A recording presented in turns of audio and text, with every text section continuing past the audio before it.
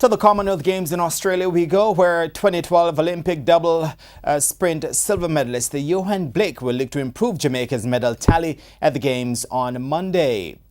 Tonight, Caribbean time. Blake, who is hunting his first ever Commonwealth Games medal, was the fastest qualifier for the men's 100-meter final after clocking 10.06 seconds to win his semi-final.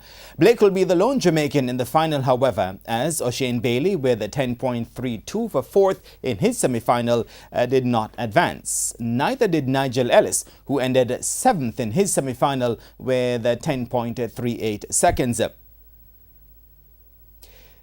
Jamaica will be well represented, however, in the women's 100-meter final, with Christania Williams, Natasha Morrison and Gian Evans all qualifying.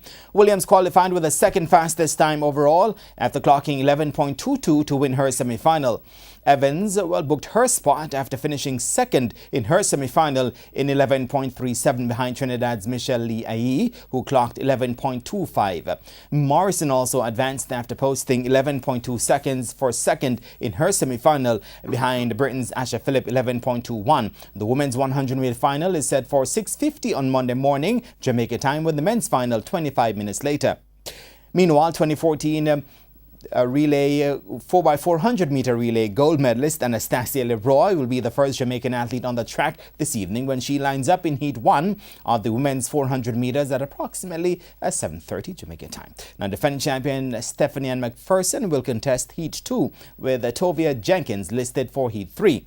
18-year-old Calabar High standout Dejo Russell will make his senior international debut when he lines up in Heat 1 of the men's 110-meter hurdles with compatriots Ronald Levy and Hansel Parchment both listed for the second heat.